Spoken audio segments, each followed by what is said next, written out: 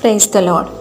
ఈరోజు బైబిల్ ధ్యానము, నీ దేవునితో ఒక నిబంధన చేసుకొనుము. ఆ ధనస్సు మేఘములో కనబడును, నా నిబంధనను జ్ఞాపకము చేసుకొందును గనుక సమస్త శరీరులను నాశనము చేయుటకు అలాగు ప్రవాహముగా నీళ్లు రావు. ఆదికాండము 9వ అధ్యాయము 14-15 వచనములు. గతించిన కాలం యొక్క పాపములన్నిటినీ దేవుడు క్షమించి మరచిపోయి ఉన్నాడనుటకు ఈ ఇంద్రధనస్సు లేదా మేఘధనస్సు ఒక గుర్తుగా ఉన్నది. మీ అపజయముల కొరకు, పాపముల కొరకు నిజముగా పశ్చాత్తాపపడిన తరువాత మీరు దేవునితో ఒక నిబంధనలో ప్రవేశించవలెను.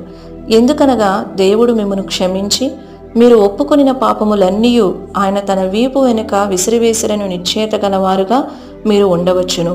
అయినను మీరు దేవునితో నిబంధన చేయకపోయినచో మీరు మారుమనసు పొందిన తరువాత అతి త్వరలో అదే అపజయములను తిరిగి ఎదుర్కొనెదరు. అనేకులు తాము చేసిన పాపముల నిమిత్తము పశ్చాత్తాపపడుదురు, కానీ దేవుడు వారి పాపములు క్షమించననియు తమకు ముందుగా విజయము ఉన్నదనియు విశ్వసించుటలేదు. అందుకొరకే వారు ప్రభువుతో నిబంధనలోనికి ప్రవేశించుటలేదు. ఈ దినమున ప్రభువు మీతో మాట్లాడుచున్నాడు. దేవునితో ఒక నూతన నిబంధనలోనికి ప్రవేశించుడి. అపవాది గతములోని తప్పిదములన్నిటినీ, అపజయములన్నిటినీ మరలా మీ ఎదుటకు తీసుకుని వచ్చుటకు మీరు అనుమతించకుడి. మరి నిశ్చయముగా జయము మీకు స్వంతమే. దేవునితో మీరు చేసిన నిబంధనను మీ ముందు పెట్టుకుని జయము నుండి జయమునకు సాగి వెళ్ళుడి.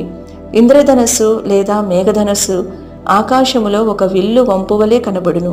మీరు ఈ విల్లు వంపు క్రింద అనగా నిబంధన క్రింద ఉన్న ఎడల అదే నిబంధన లేక అదే విల్లు అనునది సాతాను యొక్క తంత్రముల నుండి తప్పించి కప్పి మిమ్మును కాపాడును.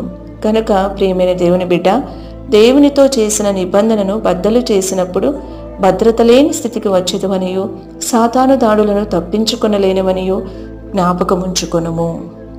ఆమెన్. ఈ వీడియో యొక్క పూర్తి స్క్రిప్ట్ కావాలంటే దయచేసి డిస్క్రిప్షన్లో చూడండి.